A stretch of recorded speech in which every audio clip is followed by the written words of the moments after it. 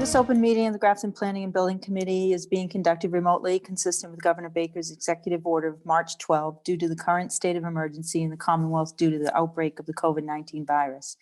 In order to mitigate the transmission of the COVID-19 virus, we have been advised and directed by the Commonwealth to suspend public gatherings, and as such, the governor's order suspends the requirement of open meeting law to have all meetings in a publicly accessible physical location. Further, all members of public bodies are allowed and encouraged to participate remotely. The order, which you can find posted to the town's website, allows public bodies to meet entirely remotely so long as reasonably public access is afforded so that the public can follow along with the deliberations of the meeting.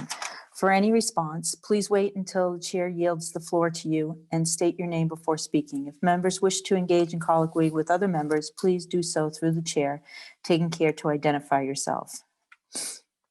Okay, so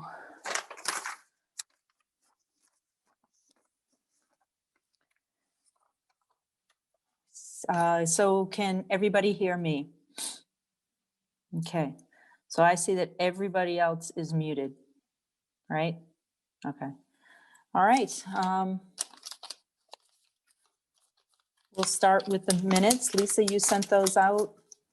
Did everybody get a chance to read those? Yes. Okay. And do we want to vote on those by roll call? Does anybody have any questions with them or any comments regarding it? Okay. By roll call, Beth? Hi. Julie? Can I stop? We need a motion first. Yeah, we do. You're right. I'm Did it? sorry. Okay, all right. Yeah. All right. So can somebody start with a motion? I'll make a motion to approve the minutes from January 2nd, 2021. Oh. January 4th, 2021. Sorry, All right. I was throwing you off. Great start No, I here. was saying I'll second it. Julie Yeah. seconds. Got it, Julie. Okay. By roll call, Beth? I Julie? Aye. Prabhu? Percent. I was not there in the last meeting. Okay. Irene? Aye. Doug? Aye. John? Aye. Lisa? Aye. And that's everybody, I think. Yeah. Okay, Mary, just to go back. And Mary, aye. Okay, Mary, just to go back for a second, Yes. to do a roll call of who was present to establish a quorum. Okay. I'm just asking, I'm not sure. I think you do. Yeah, we've kind of been just doing, we've been a little laxed on that, so I can start doing that. So as a roll call, I'm gonna call each of your name and please respond in the affirmative. So Beth, I Julie, Aye. Prabhu, Aye.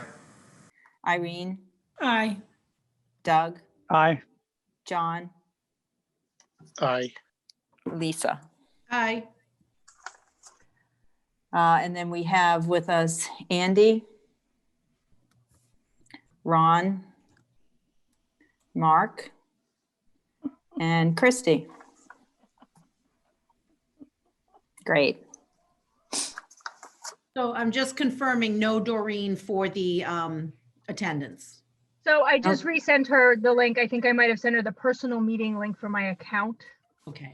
So I've just sent her the correct. All right, great. Thank you.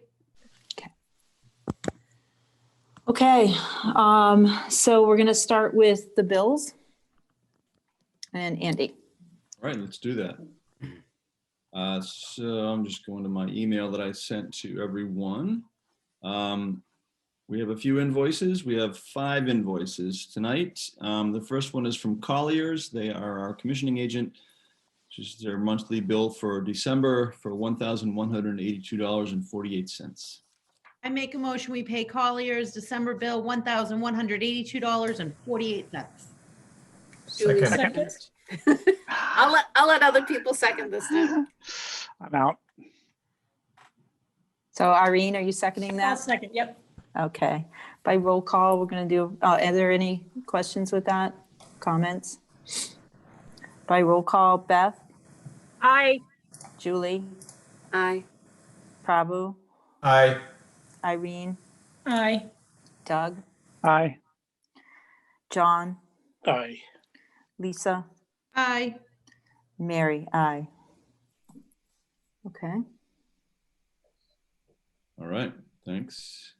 Next one is for DRA. This is their January invoice. They are our design team, of course.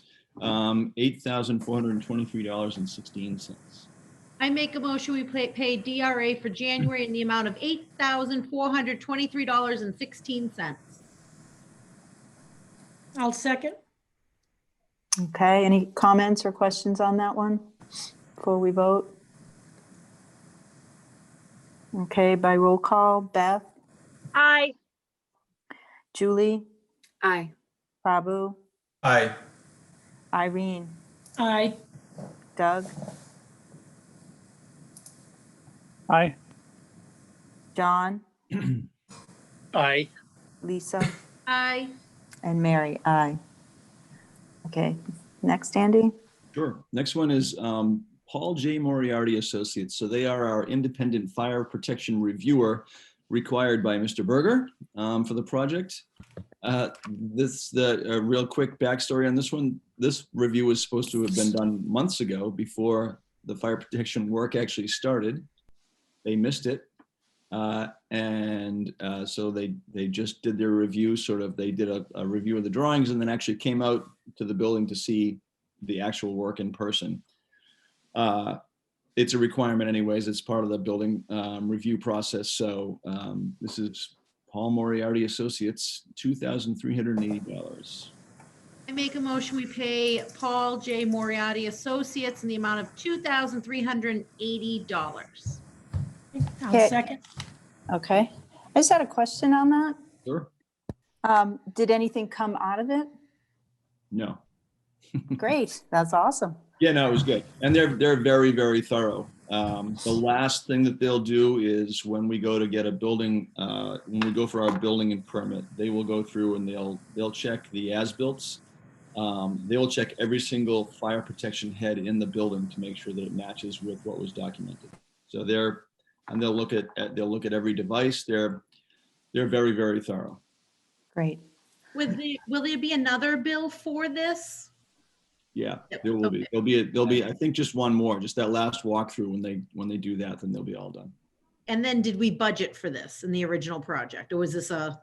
No, this was a Bob Berger surprise. How much will the total be to them, Andy? That's a good About- question. I'm not sure. I'll have to go back and look. I think that last one's pretty short. It's really like one guy. He's gonna spend probably half a day out there reviewing stuff. So if it's pretty straightforward like it should be, it's gonna be another 4 hours of somebody's time, so it won't be a lot of money. Okay. Okay, so we need to vote on this one first. So by roll call, Beth, Aye. Julie, Aye. Prabhu, Aye. Irene, Aye. Doug, Aye. John, Aye. Lisa, Aye. Mary, aye. All right. Hi, Doreen. Hi. Welcome. I Thank had you. trouble getting. Mary, I just want to go back to the DRI invoice. I just have a quick question, nothing to do with getting it passed. One of the items listed is a traffic study. And I'm just curious, is that something that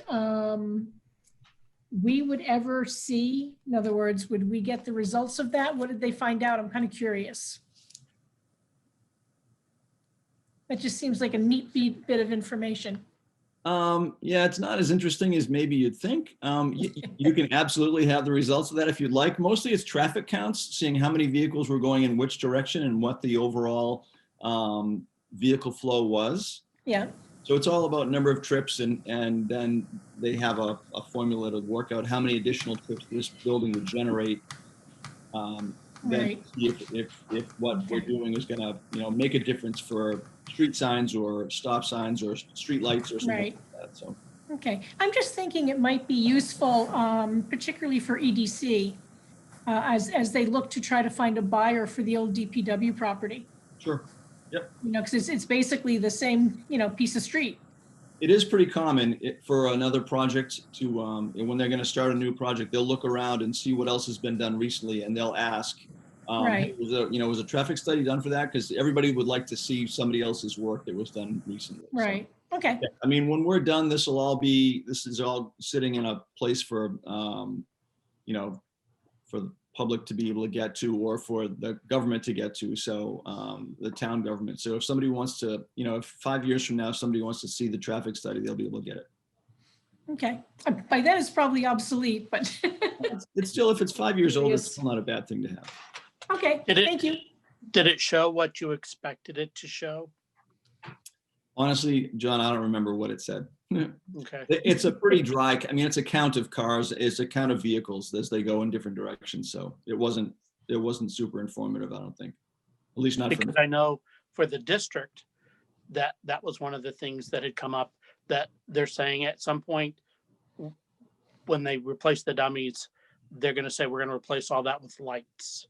And I didn't know what metric we needed to cross a threshold for traffic that would require lights. So Well, it'll be actually interesting because we've got this one done before the new library, and then if somebody goes to do one afterwards, you'll be able to actually have a real count of what the delta is. All right, we're good. The next one I have is for UTS. Again, they're our testing agency. There were actually 2 invoices for October. One was for steel and one for concrete. And so this is the one that we missed, or I missed. So this one is for UTS for testing for $1,050. I make a motion that we pay UTS for $1,050. I'll second. Anybody have any comments or questions on it? Okay, vote by roll call. Beth, Aye. Julie, Aye. Prabhu, Aye. Irene, Aye. John, I, Lisa, Aye. and Mary I. Doug, I. And There we Doug. And don't forget Doug, I Doreen. lost you on the screen. Oh, there you are down there. You're, let's see you. And Mary, me, I can vote on this one since I heard the whole conversation. Okay. Aye. Thank you. All right. The next invoice we have is for DA Sullivan. They are our OPM. Mark is on the call here for January for $5,778. I make a motion, we pay DA Sullivan for $5,778. I will second. Okay, any comments? Okay, if not, vote by roll call. Beth, Aye. Julie, Aye. Prabhu, Aye. Irene, Aye. Doug, I, John, I, Lisa, Aye. Doreen, Aye. and Mary I. All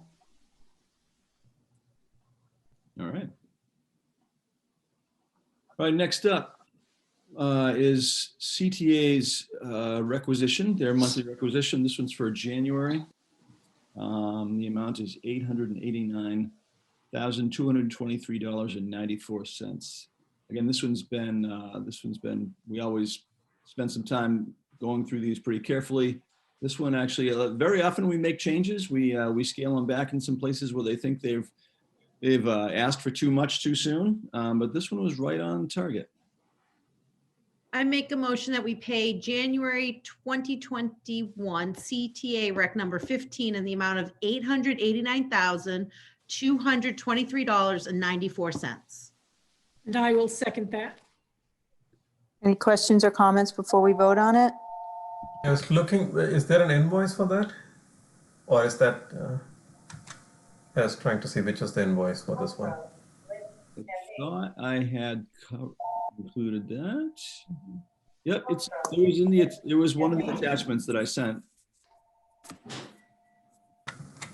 Prabhu, the one at the top, it says application and certificate for payment. AIA document G702. The PDF file, I think, was 15 Grafton, January. Got it. Yes, thank you. Okay. I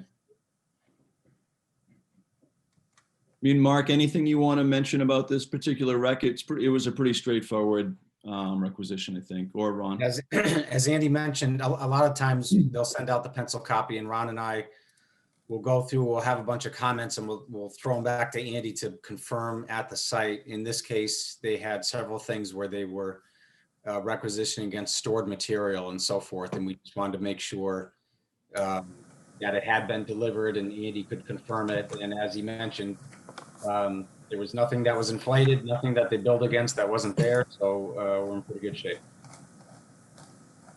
Okay, does anybody else have anything else?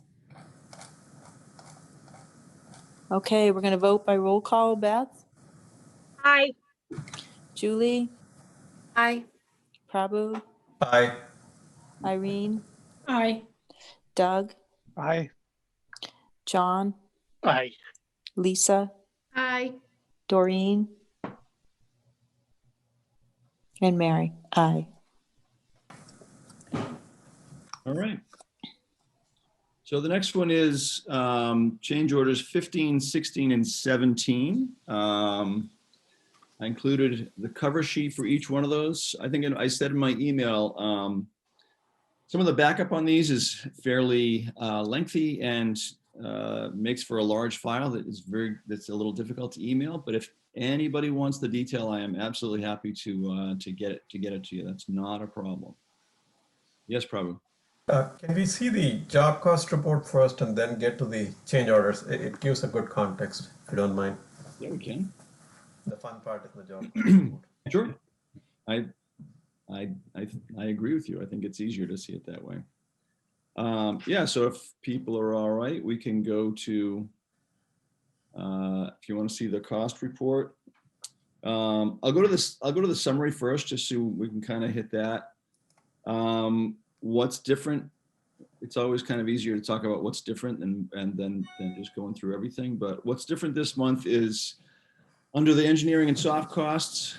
So full disclosure, because I'm not going to do this by myself without letting everybody know, is that originally our schedule was through January or something like that. And so when this project got extended out to June, so the costs for yours truly extended out as well. We hadn't incorporated that until now, but that's so that's shown in the detail as well as in this summary, where the projected number actually went up under engineering and soft costs.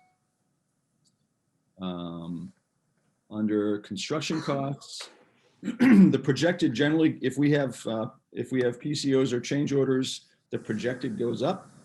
And I'm generally a little bit ahead of these. As soon as I have a PCO, I usually put it in here just so we see the worst case, because generally what we've seen is costs for PCOs go down after we reviewed them. So in this case, the projected cost for construction is now at $13,189,976. So it went up a little bit. Owner costs have not changed, which is nice. However, we still don't have full furniture numbers in, and so there's still some stuff out there that we haven't captured yet. But I think we're in pretty good shape in terms of owner costs and what we projected. I did up the projected number for the interim library based on the fact that we were going to be going longer. So I increased that by the $6,000 a month for rent. By however many months it was. So that's I've already built that into the projected part of this. So where we are right now is our current difference between what the projected cost and the total borrowing approved is now $284,333. So that's negative, right? So we are above the original estimated projected cost. We're still below the total borrowing approved. And yeah, I'm not too sure I'm reading it correctly. The total approved borrowing cost was $16,627. Oh, I get it now. You're right. We are so close. So that in a nutshell is what the summary looks like. The detail, a little bit of the detail. So we have three change orders this month. Number 17 is actually just sort of a paperwork piece. We had too many PCOs to fit on one change order on the paperwork. So PCO 62, which is a very simple and very low cost, added wall in a room for about $618. That's change order 17 all by itself. The other simple one to understand, because it's kind of all related, is change order 15, which comes in 3 parts. It's all revised floor finishes. Part A is for vinyl flooring. Part B is for tile, like ceramic tile. And part C is for carpet, appropriately. So these changes came out of discussions with the interior subcommittee and some requested desired changes for floor finishes in some locations. Like I said in my email, it's just or in my cover sheet, I totally support these changes. I think they're good, but they are also an example of there are repercussions to changing things while we're under construction, right? It's unusual for us to make a change that decreases the cost unless we're intentionally doing that. So very often some of these decisions that we make, have changes because people have either already bought materials or they're just, the answer is generally the cost is going to be higher. But again, I think this is I think it was a good change. I think that we made some good material changes. So there is a cost to some of those material changes. Yep, Lisa? Is the flooring change based on safety, or is it because of look, or it just seems like a lot of money? I know not big picture, it's a lot of money, but it seems like when we're cutting it kind of close, that we're cutting it close, that this, if it's not for safety, I might have a hard time voting yes for it. There were a few reasons why we have those changes, and Mark and Ron, please feel free to jump in. Yeah. So a lot of them, as Andy mentioned, they were split up into, first we got one big change order, and it was hard to decipher what got deleted, what got changed, what increased. So we asked them to split it up: carpet, ceramic tile, resilient flooring. And then as we did that, some were easier than others. Some, like the ceramic, we went from a less expensive tile to a more expensive tile. It was aesthetically, it was, the interior committee thought it was better looking. I agree. It just had a nicer feel to it. We added some marble and so forth. That one was pretty clean. The carpet in the big meeting rooms, the big reading rooms at the ends of each building, there was some custom work that was done that kind of drove up the need for the increase in the carpet. The biggest one was the resilient, or the messiest one was the resilient, because it touched a lot of different areas where we went from one tile to another tile, or sheet goods to tile, and back and forth. Ultimately, I don't think we approved any as initially submitted. We pushed back, and we had conference calls, and the subcontractors broke down their proposals until eventually we got to a point where Ron, Andy, myself were collectively okay with the final breakdowns. And Ron, you can jump in on the safety thing. I think mostly it was aesthetically driven, and just kind of presentation and functional. So the carpet, we in the existing building, in the reading room there, and in the new reading room, we went from broadloom carpet, which is just huge pieces of individual carpet, to carpet tiles that are going to look the same way, but it's just much better for maintenance and upkeep and cleaning and future. That if somebody stains or burns or does something like that, you can take one tile out and put a new one down. You're not going to ruin the entire carpet. And I thought that was really the driver for most of the carpet number. And I thought that was a really good idea just from a long-term maintenance standpoint. Yeah, Yeah. I guess I'd argue that I'm that sorry. more than safety, it would be more maintenance, Right. as Andy mentioned, so I agree. And functionality, the reason for going from some of the VCT, which is, a vinyl tile to a vinyl sheet good, is that the vinyl sheet good has fewer seams, it's easier to clean. So if you're in spaces like the staff lounge or the maker space or the children's program room, it's much more sanitary.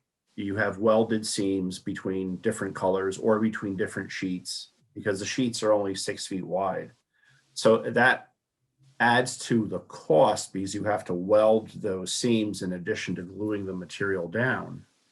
But it's just a better choice than the ceramic tile that was originally spec'd. The carpet, as Andy and Mark mentioned, both in the large print room and the periodicals room, originally were just a 12 by 12 or an 18 by 18 carpet tile, which I didn't think they were appropriate for those spaces. They had, it lacked any historic feel to it. I recommended a carpet that is more appropriate for the historic nature of the original building, with a patterned field, a nice border detail. And then we opted to mirror that in the large print room of the new building. So we have, forgive the pun, but bookends for the buildings. And we thought that carpet was more appropriate, so it's a little bit more expensive. The one thing that caught me off guard, but I think it's still appropriate, was in the bathrooms, we originally had the larger pieces of porcelain tile. I think they're 12 by 24, which is what we were using in the corridor on the main level. And I did not think that size tile was appropriate for the bathrooms for a number of reasons. One, it's just the scale is too big. And number two, those bathroom floors are pitched because they have a floor drain. And it's easier to pitch, to install a 2 by 2 inch by 2 inch tile, smaller tile, in a floor that pitches in a number of different directions. So that tile ended up being more expensive than I expected, but I still think it's the right way to go. So they're not really just aesthetic choices. There is purpose and function behind the choices that were made, in addition to safety or functionality. Everything we originally spec'd is commercial grade. It's appropriate for this type of building. It's appropriate for ADA and wheelchairs and people that may have ambulatory issues. But we just refined it. We refined the design. Thank you. Beth? Just wanted to ask if the original spec was the estimate from 2016, which was included in our grant application. And if inflation, here we are 4 years later, actually getting the quote and the cost of the carpeting and tile, almost 5 years later. Right. That's, yeah, go ahead, Mark. And one thing just to note is when you're constructing a building like this, you do the building envelope, then you do all the rough mechanicals, and then the walls and the ceiling, and you work your way out. And literally the last thing you do for the contractor is you do the floors kind of on your way out. It's the last thing. So this was the last opportunity for the committee. There shouldn't be any more changes left, field generated changes, because this is the last thing for the committee to kind of sign off on. Everything else has been chosen, everything else has been ordered, everything else has been approved. This was the kind of the last thing to look at. Doreen? Thank you, Mary. I just want to add on, it sounds like I had the same concerns as Lisa, and it sounds like, from a capital maintenance perspective down the road, that these choices being made are not only aesthetically better, but it's going to add to, number one, the upkeep of these floors, and number two, the lifespan of the materials. And so long term, as we look for maintenance and upkeep of, you know, this larger capital expense of the town, it's actually better to put the money forward now than down the road. You know, like having those carpet tiles, I think is a really smart idea. And even the smaller tiles that you mentioned, Ron, in the bathrooms. So thank you for taking the time to explain that all. It really helped and makes sense. Good. Yeah, no, it's definitely part of a regular conversation that the whole team has when we're looking at this stuff. It's not just how much does it cost now, but how long is it going to last, and how do we keep it up? So that's good. I'd like to I got a couple other things in not under change order 15, under 16 actually. There's a whole bunch of different sort of changes in there and cost, and I just wanted to hit a couple of them for you just so you kind of knew where these things were coming from. We do have a credit, so we had a credit for deleting some cabinet unit heaters that were not necessary, so we got $5,000 back there. We had a few older ones that have been kicking around that basically we're waiting for people to come back to us with final numbers. They had given us an original number that was X, and we said, no, we're going to watch you do the work and see what the number comes in at. And it went down to a much smaller number. So a few of these definitely shrank in size because so we took the right approach and kind of knew what was going on and got some of these things down to be more realistic. PCOs 57, 58, 59, and 60 are all about the existing building. So this is sort of, again, the last gasp of costs associated with the existing building. The electricians owned recircuiting the existing wall sconces and overhead lights and fans. But recircuiting wasn't going to be enough. The wires that were in the walls were very old and crumbly and not safe and not up to code. So they couldn't actually leave them in the walls. So that's basically what these different pieces are. They're broken up into separate little smaller pieces, but that's pretty much what it all is the wiring inside the existing building was not appropriate and couldn't just be recircuited. And then the one other one that I wanted to touch on was 56, which was wash and repoint the limestone at the existing building. If you go back and look at what the front of the building looked like a month or two ago or a few years ago, you'll see the limestone across the top of the building and the gable front end. Those were pretty stained and black in places and looked awful. And with the new limestone going in the rest of the building, we thought it would be sort of not appropriate to just leave it like that. So while the masons were there and while they had a lift there and they had men on site, we had them go and do a cleaning of all that limestone. It was pretty efficient, and it looks amazing. Especially over the main entry where that gable is, all that limestone. If you go back and look at older pictures and look at what it looks like now, it looks almost brand new. So it's pretty amazing. So I just wanted to make sure people knew about that one as well. Do you know how they cleaned it? What they used? They actually tried several different things, John. The copper flashing that's up there on the sides, on the flat parts, was really staining the limestone pretty badly. So power washing and normal detergent wasn't enough. So they had some kind of gel that they put on there and left it for a couple of hours, and it ate that copper staining or whatever it was, and then they came through and power washed it, scrubbed it, power washed it, and then rinsed the whole thing off, and it looks really good. So there was a bunch of things in change order 16, but those were sort of the significant ones I wanted you to know about. So I make a motion to. Ask another Oh, question. wait a sorry. second, Doug. Sorry, I was waving but not speaking. Two more questions on the lime. So did they do all the limestone, or was it just on that facade? So it was the front facade, the flat parts, and the gable in the front, and then on the side that actually faces the new building, closest to the street, they did that side as well because it's very, very visible.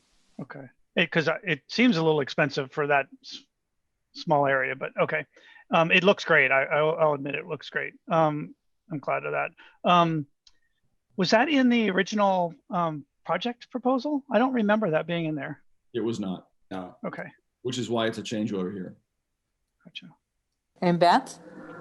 It was not in the original project proposal, but it was in the original building program that I wrote for the grant. And MBLC has always recognized that this is a whole building renovation and that every part of the building was going to be touched. And I remember talking to Ken about things like the masonry and the crumbling brick and the roofing that would need repair and possibly replacing slate. And he said it will be contained, if not within masonry, then with our contingency.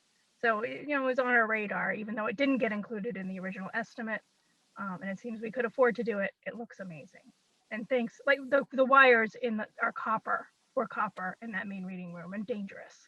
And we discovered that when we had an ice dam issue a few years ago. And some of it had been replaced at that time, but this really brings the whole thing, like it just refreshes the whole room. It's really exciting. Yeah. Worth the money.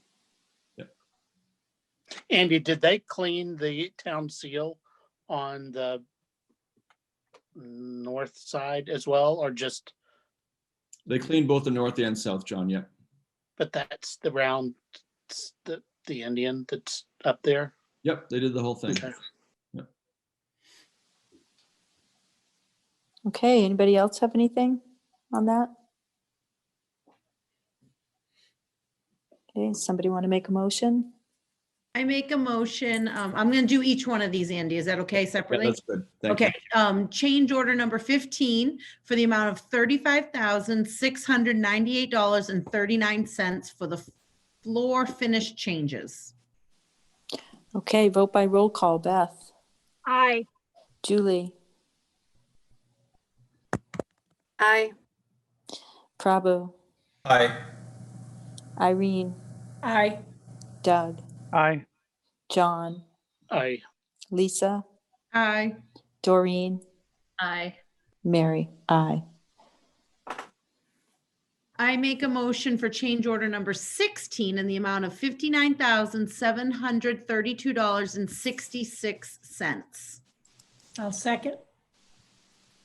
Vote by roll call. Beth? Aye. Julie? Aye. Prabhu? Aye. Irene? Aye. Doug? Aye. John? Aye. Lisa? Aye. Doreen? Aye. Mary? Aye. I make a motion for change order number 17 in the amount of $617.82 for adding a wall. And second. Vote by roll call. Beth? Aye. Julie? Aye. Prabhu? Aye. Irene? Aye. Doug? John? Aye. Lisa? Aye. Doreen? Aye. Mary? Aye. Okay. Andy, do you have anything else there?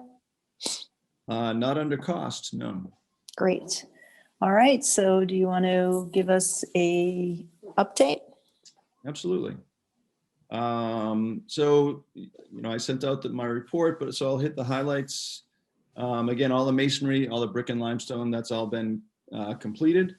First floor drywall is almost at 100% at this point. We're very close to being done with hanging drywall. There's still taping and mudding the joints and getting it all ready for painting, but the drywall itself, when you walk in, most of the walls that are going to be walls have drywall on them, which is a very good thing. Second floor drywall is complete. The painting is, we're almost 3/4 of the way through painting. There's no accent walls yet, but the general color is in most locations. Excitingly, ceiling grid is ongoing, and they've started in the larger stack area on the second floor right now too. So that's going to go pretty quickly up on the second floor, and that's going to really look good. It's a pretty major milestone when you can start getting ceiling grid in, because that means everything above it is ready as well. So all the mechanical, electrical, plumbing stuff is really in good shape if we're putting in ceiling grid. So that's a really good sign. Just in terms of waterproofing and roofing, the low roof above the community room is complete. That was a really big deal because we were still getting some water in the building while that, until that roof was done. I think you'll remember that we had to get the masonry finished and the masons had to get their staging off of that low roof before we could do the rubber roof. But now that that's in, everything's dry and good. So that's great. Really the big thing that's left to do on the roof is the new bookend on the east side. That sloped roof needs to have asphalt shingles on it. But again, all the waterproofing underneath those shingles is done. So the building's completely dry at this point. In terms of windows, I think you can see all the exterior windows except for one is in. We did have one window that one of the inside pane of glass got broken, so that's going to be replaced anyways. But everything else is in. The siding is nearly done. I think we're probably more than 75% in the north.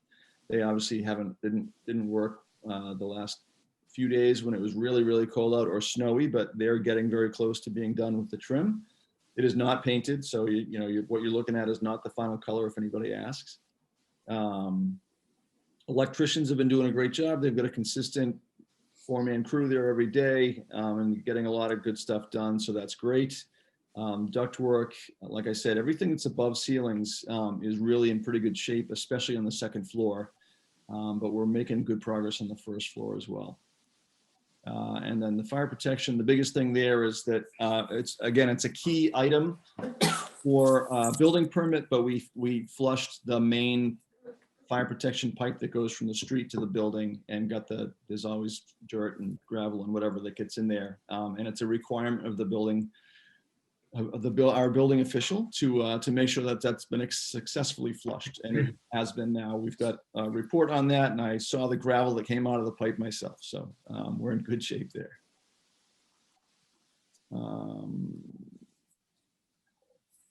That's all the big stuff. Mark can talk about schedule a little bit. FF&E, we've been going through furnitures, fixtures, and equipment. The subcommittees looking at chairs and other furniture now, which is great. I think we're pretty much through, Ron, with selection of finishes. And right now I'm working off of, again, a list of all the equipment that we need to buy, the town needs to buy, things like the washer and dryer and 1 million TVs and 1,000 laptops. And getting ready to open up POs for some of that stuff. It's amazing. I opened up 3 POs for the RFID panels, the self-check stations, and the book sorting machine. It seems like it's a long way off, folks, but it's not. It's coming up quickly. So, and realistically, again, was in terms of schedule, because of our LEED, hopefully silver designation, we want this building to be done a month before the substantial completion date so they can flush it out. So it's, the time's going to go quickly. Mark or Ron, anything else? No, I mean, Mark? To Andy's point, so like the first floor is maybe lagging behind the second floor by 3 weeks-ish. But as Andy mentioned, like up on the second floor, the drywall goes first, then they'll generally prime and put one finish coat on the walls. That gets you the ceiling grid, which is happening now. Ceiling grid gets you light fixtures. And then after that, it's casework, countertops, all the millwork, and then the flooring. And so there was a sense of urgency in the last month to resolve all these flooring issues, because the schedule in the field is pushing us to the point where they're going to need the flooring sooner than later. And as Andy mentioned, we're on the downhill side of things. And so when we meet again next month, everything that's happening up on the second floor now is going to be happening up on the down on the first floor. And maybe some of that flooring will be trickling in, and we'll actually be doing finished work upstairs. And so this is all in preparation, as Andy mentioned, to get to the point where everything is in the building and they can start flushing it out for 30 plus days, so that when it's turned over to the town, there's no overlap and there's no, well, it's ready, but you can't come in type of thing. And we're on pace right now to do that. So they're in a good groove. All the tough questions have been answered. the fun stuff's coming up about the donor opportunities and things like that, or the FF&E if there's more equipment or something that makes the user experience better down the line, if the budget allows. So that's kind of the fun stuff. All the functional issues have been addressed for the most part, and now it's just get out of the way. Yeah, I think just speaking to LEED for a minute, we've been having LEED design team meetings every other week. And what we've been doing is our LEED consultant has put together a spreadsheet of all of the possible LEED points that we can apply for, and also a probability of, yes, we can apply for this point, or there's a 80% chance or a 50% chance or whatever. Right now, we have 43 points in the yes column that we believe apply to this project and will be approved. We have 20 or 21 that are still in the maybe column that we are fleshing out to get them moved into the yes column to get us to LEED Silver. So there's always some buffer in there. We need 50 points for LEED Silver. We believe we have 43 points so far, with again 20 points in the maybe column. But we always aim to have above the requirement in case they come back in their review and say, well, we don't think this really qualifies you. So there's some buffer in there so that we don't fall below. But it's moving ahead. We're trying to flush out, as I mentioned, some of the remaining details to get to above 50 for the application for LEED Silver.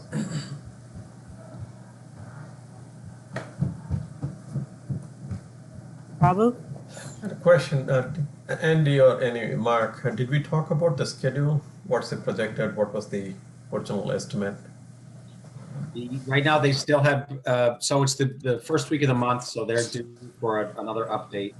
But we check on the schedule. We do a 2-week look ahead every job meeting, and then we talk about the big picture schedule. And that's what they were talking about, the carpet. That if we delayed, say, another 2 or 3 weeks on the flooring issues, that was going to delay their completion. Right now, they're still talking about wrapping up the first week of June. And as you mentioned, that's in finality and backing up another 30, 40 days prior to that, they'll be flushing out the building. So we're still on track, haven't really moved all that much in the last, I don't know, 3-4 months. It hasn't, if anything, I think we've picked up a little time. We haven't certainly slid at all. Okay, thank you.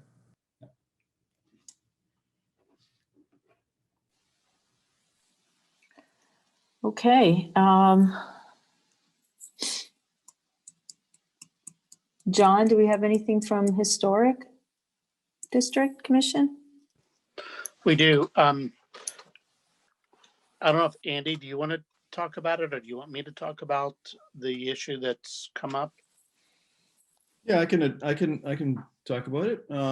So the side of the building to the southwest that pokes its face out around the existing building towards the common, you can see the mechanical equipment up on the roof at that spot. Those units aren't huge, but they are visible. And in the Historic District guidelines, they do talk about that specific thing, saying that you should, it is recommended that they're not, anything like that is not visible from the common. So the HDC asked us to take a look at that and see what we could do about screening those. We haven't had a further discussion. I was going to gather up some information prior to the next meeting and see what our options are. I'm not sure, so we just have to put together some options in terms of materials that might be better than looking at those, and then see what we can do. I've seen these things done in a very expensive manner, and I've seen them done very inexpensively, and both with mixed results sometimes. So I think we have to be careful how we do this, because I'm not sure. Sometimes, you know, the cure can be worse than the disease. So we just need to make sure that we're going to look at this carefully and look at what our options are, and then make the right decision.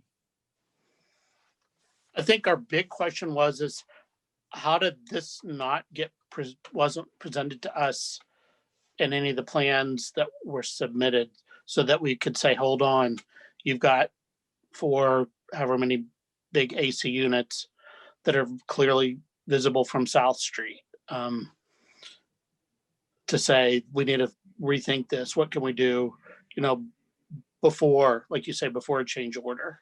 Right. Right.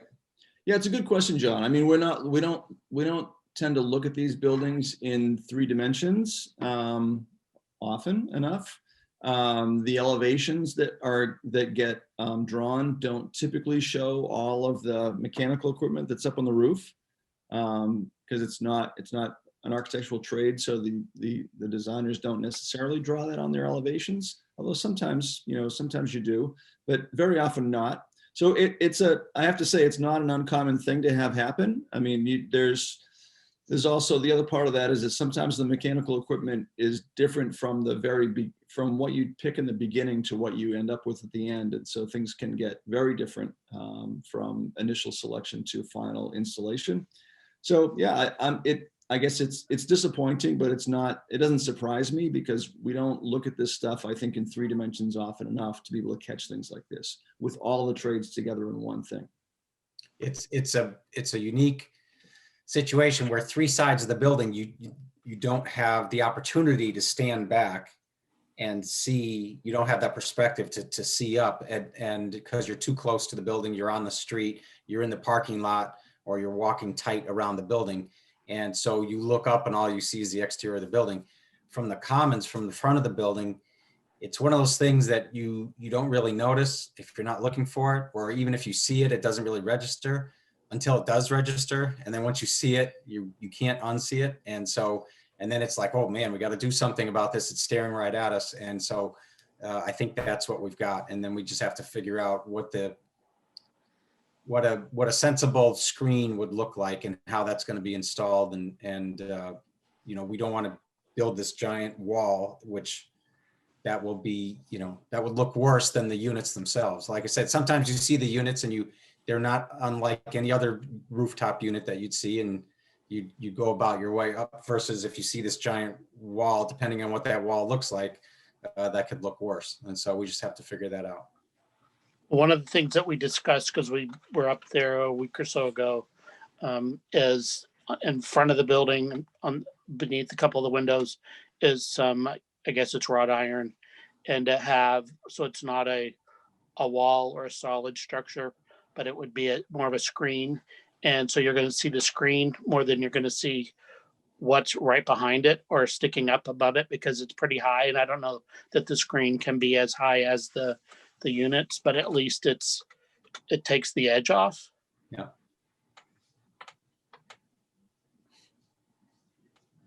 Yeah, Irene? Yeah, I'm just curious, is some of this because we lost several trees at the common? So No, this is looking from the line of Baptist sight church. From the Baptist church. Okay, it just sidewalk. occurred to me. And then, of course, the follow-up to that is, would a strategically placed tree help take care of this? It would probably take several Yeah. that don't lose their leaves. Okay, There are no leaves is the problem, half the year, Right. 4 months out of the year. Right, because it is funny when if you stand at South Street and look towards this, the offending HVAC units are right between 2 trees. So yeah, a tree would help, and a pine Right. would help. But I'm not a fan of pine trees, anyways. But yeah, I mean, you wouldn't get the same kind of coverage that you would with yeah, some. okay, that figures. Yeah. Of course, right. Yeah. How about a Just green asking. tree on the roof? And I'm not like that just idea. joking, but I'm thinking about, Right. having a green roof up there. Anyway, I'm sure you guys are thinking about a lot of different options. I like your idea, Doug. So we had a donor for that green roof. So it's, you know, kind of flat, right? But there must be something that's a screen that's vertical that could have plantings on it, that the rainwater would keep flourishing and hide that equipment. And maybe somebody else would pay for it. That is an option.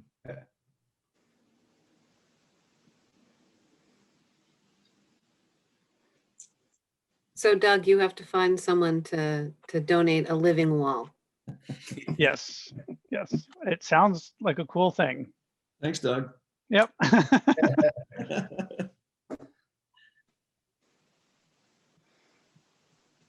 think that was it.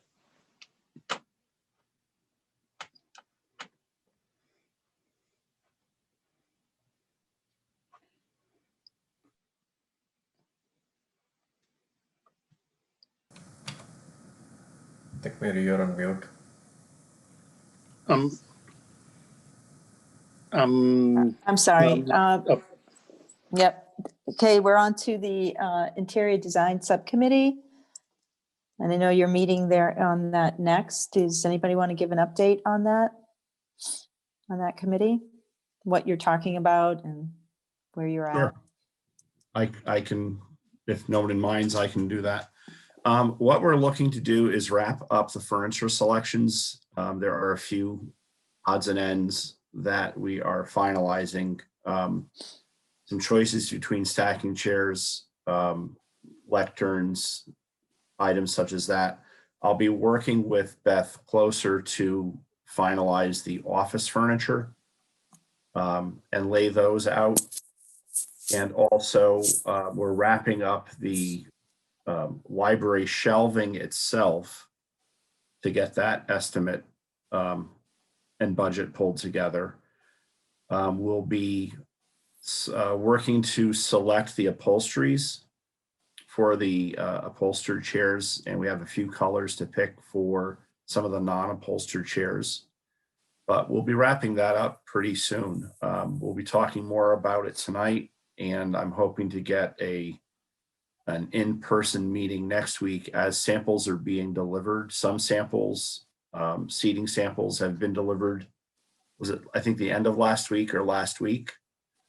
There may be more coming depending on weather later this week. So once we have that, and I'm working towards getting samples of upholsteries and whatnot so that we can see them in person. It's difficult to select things like upholstery online. As a group, for me to show it to the rest of the team, it doesn't really work online. So we really need to do an in-person meeting, which I'm hoping I can set up for next week. But we're getting close to wrapping this up.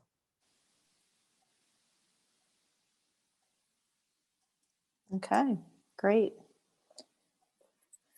All right, so we don't have any, how about public input? Christy, do you have anything you wanted to add?